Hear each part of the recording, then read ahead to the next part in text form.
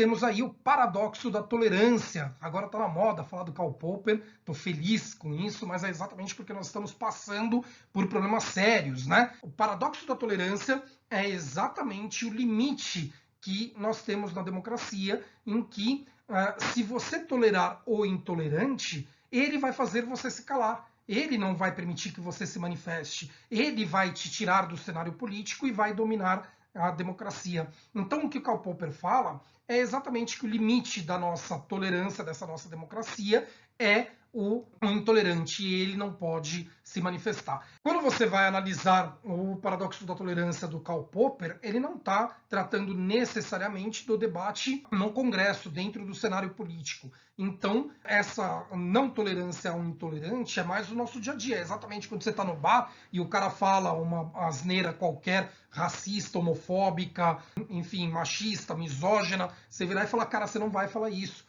Daí tem o famoso ditado que se você está numa mesa com 10 pessoas e senta um nazista, se ninguém levantar, tem 11 nazistas dentro dessa mesa. Você tem que levantar. Karl Popper está preocupado com o nosso dia a dia, não tolerarmos os intolerantes. Não nos calarmos diante de um intolerante e falar, ah, tudo bem, isso é uma opinião dele. Não, não é. Machismo, racismo, homofobia, nada, nenhum preconceito, nenhum discurso de ódio é opinião. Opinião é outra coisa. Tá? Opinião é o que você forma quando você está ciente de dados, você tem informação suficiente para formular a tua preferência. Daí você tem uma opinião.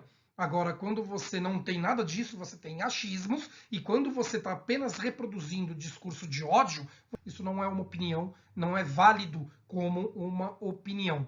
Certo, gente? Pois bem, nenhuma liberdade é absoluta. Por que nenhuma liberdade é absoluta? Porque nós vivemos em sociedade. E a primeira coisa que vocês aprenderam, ou deveriam ter aprendido, algumas pessoas parecem que não aprenderam, né, é que a tua liberdade termina onde começa a dos outros. O Rafinha, adoro o Rafinha, mas ele vem falando constantemente, né? Se a liberdade de expressão não for absoluta, não tem liberdade. Claro que tem. As liberdades, elas são reguladas, elas são regulamentadas, elas são limitadas exatamente para que todos possam ter a liberdade. Porque se a minha liberdade for plena e absoluta, eu impeço que outra pessoa tenha liberdade. Então, quando ele fala que liberdade para constituir e integrar-se em organizações, essas organizações devem estar de acordo com a democracia. Você não pode permitir um grupo paramilitar. Isso não é uma associação válida. Pelo contrário, se você permitir o grupo paramilitar, ele vai lá e derruba a democracia, e daí só o grupo dele que pode falar, certo? Não existe liberdade absoluta, nenhuma liberdade absoluta. O direito vem exatamente para regulamentar as liberdades, para que as pessoas possam conviver dentro de uma sociedade. Eu vou dar um exemplo que é fatal, que tira principalmente as pessoas da extrema-direita desse achismo bobo, que é o segredo industrial. Pode revelar o segredo industrial? A pessoa pode vir a público e revelar um segredo da empresa? Ou vocês consideram que a empresa tem propriedade desse segredo e, portanto, não pode ser revelado porque é um direito dela, já que foi ela que desenvolveu aquilo? Não pode, é exatamente essa a questão. Então, nós temos vários limites à liberdade de expressão que são feitos exatamente para que todos possamos ter as nossas liberdades atendidas. Se você permitir que alguém revele segredo industrial, o direito à propriedade da outra pessoa será ferido. Então, é outra liberdade dela que está sendo afetada. A proteção da imagem e da honra. Igualmente, nós não podemos ofender pessoas nas nossas falas. Daí tem gente que fala assim, não, a liberdade é absoluta, mas ela tem consequências. Está errado esse pensamento. Por quê? Seria a mesma coisa que você falar assim, ah, você é livre para matar uma pessoa, mas vai ter consequência. Você não é livre para matar uma pessoa. E o poder público ele tem que impedir que você mate. Assim como você não é livre para revelar segredos industriais, você não é livre para ofender pessoas, você não é livre para fazer discurso do ódio, você não é livre para fazer apologia a crimes. E o Estado tem que tentar impedir que você faça isso. O que nós afastamos? A censura prévia que é feita pelo poder executivo. Como que pode ser feita, eventualmente, uma medida do poder público impedindo liberdade de expressão. É através do judiciário, com ampla defesa e contraditório. Então, por exemplo, alguém está falando alguma coisa mal de mim, eu vou no judiciário e peço para que aquela pessoa apague o post dela no Facebook, né, que pare de falar mal de mim. Recentemente a Anitta fez isso com o Léo Dias, conseguiu uma liminar proibindo o Léo Dias de falar o nome dela.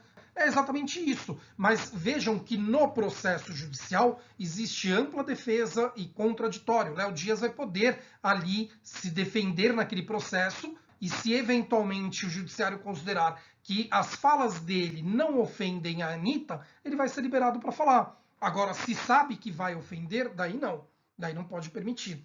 Isso é diferente, porque é o poder judiciário que está fazendo através de um processo judicial em que as duas partes se manifestam. Isso é diferente do poder executivo ter um órgão censor, como era na ditadura militar, estabelecendo que você não pode falar porque eles consideram que não pode falar. E você não tem ali nenhuma possibilidade de se defender, não tem um outro lado que está te acusando de alguma coisa. É o próprio poder público falando não vai falar e fim de papo. É essa censura que nós combatemos. Então, para você ter uma liberdade de expressão, você não pode ter um órgão censor do poder executivo. Você tem uma liberdade de expressão, essa liberdade de expressão deve ser valorizada e os limites dessa liberdade de expressão, eles devem ser estabelecidos por lei e devem ser ponderados dentro do judiciário. Então, a cada caso concreto, o Poder Judiciário deve observar e falar, não, agora você está extrapolando essa liberdade de expressão, eu preciso proteger esse outro direito aqui, essa outra liberdade, a propriedade do empresário ou a honra daquele que está sendo difamado e por aí vai. Então, nenhuma liberdade é absoluta, mas precisamos de liberdade de expressão, sim, senão não teremos uma democracia.